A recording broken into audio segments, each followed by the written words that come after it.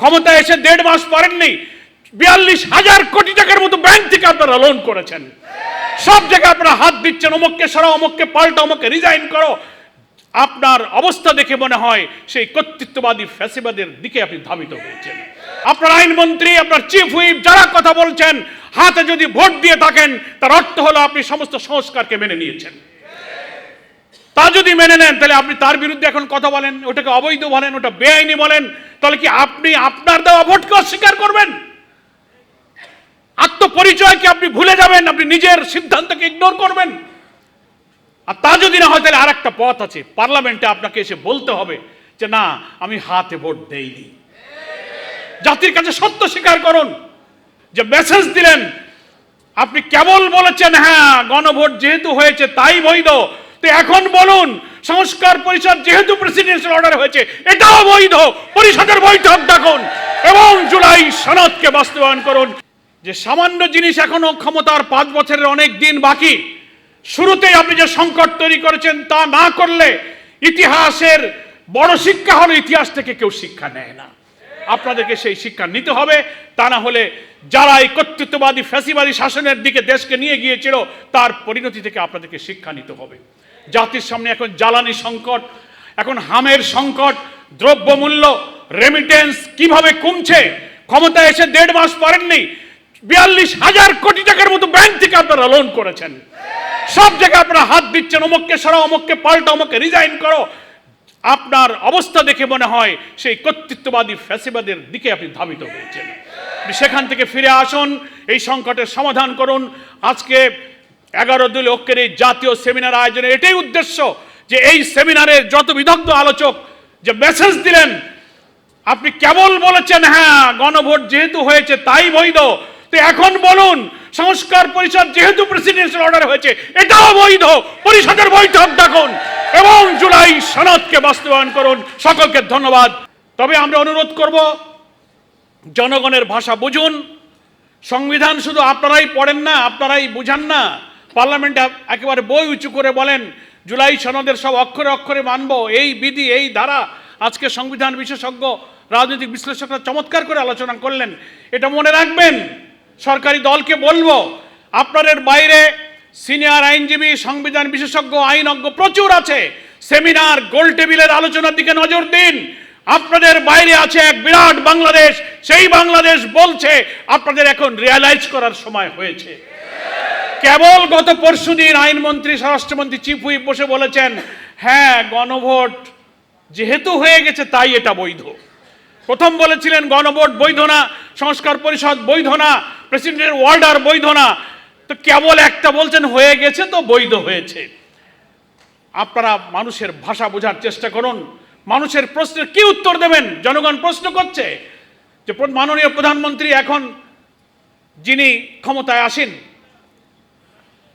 নির্বাচনের আগে তিনি উত্তরবঙ্গে আবু সাইদ মুগ্ধর কবর জিয়ারত করতে গিয়ে তো শেষ পর্যন্ত গণভোটে হার পক্ষে ভোট দিতে বলেছিলেন।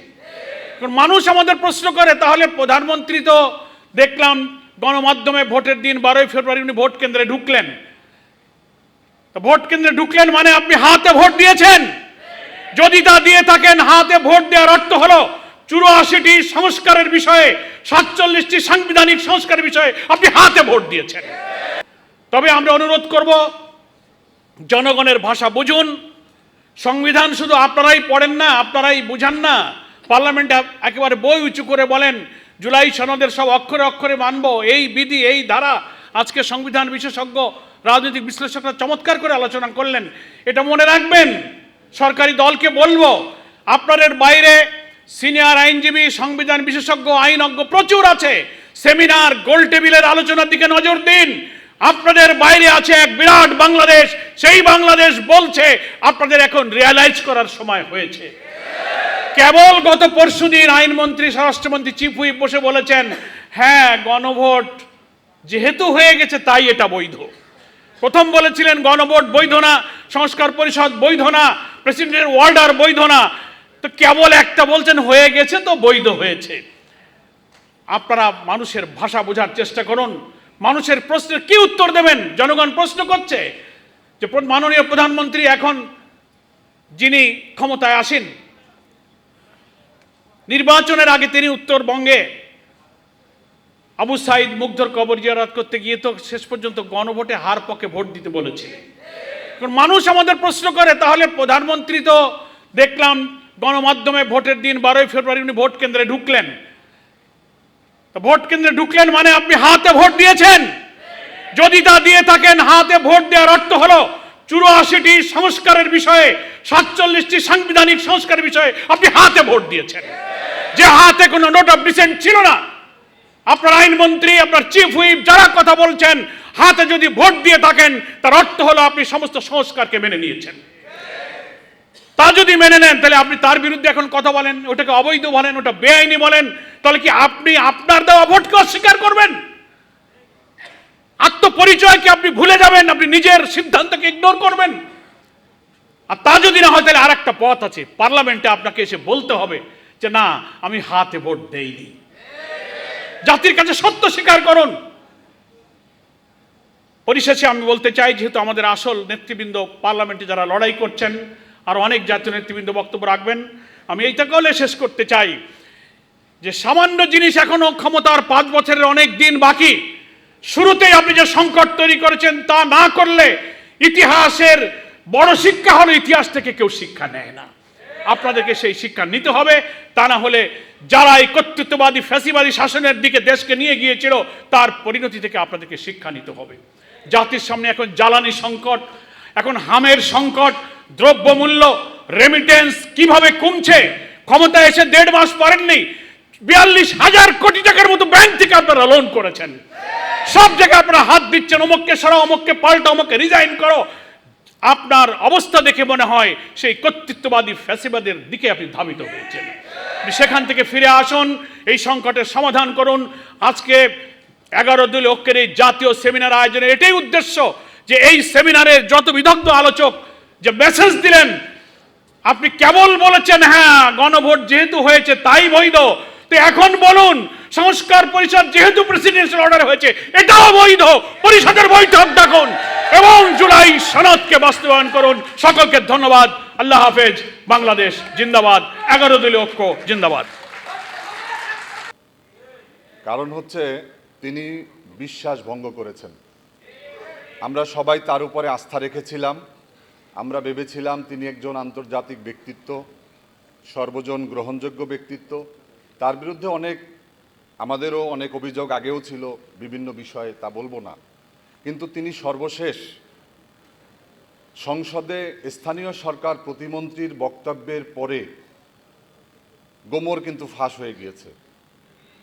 তিনি বলেছেন যে লন্ডনে গিয়ে প্রধান উপদেষ্টা তিনি ট্রফি দিয়ে আসছেন। এই ট্রফি কি প্রধানমন্ত্রীর পদ? এটা তো আজকে প্রমাণ হচ্ছে। নির্বাচনে যে কারচুপি করা হয়েছে বা ইঞ্জিনিয়ারিংয়ের কথা বলা হয়, এটা যে সত্য, এটা উপদেষ্টা রেজওয়ানার বক্তব্যের পরে আর নতুন করে বলার কিছু নাই। তিনি বলেছেন যে আমাদেরকে মেইন স্ট্রিমে যেতে দেওয়া হয়নি, তাহলে তো এই নির্বাচন প্রশ্নবিদ্ধ হয়েছে। আজকে যারা 51% ভোট পেয়ে 70% ভোটকে প্রশ্নবিদ্ধ করার চেষ্টা করছে, তাদের তো কাছের ঘরে বসে ঢিল ছোড়ার মতো অবস্থা।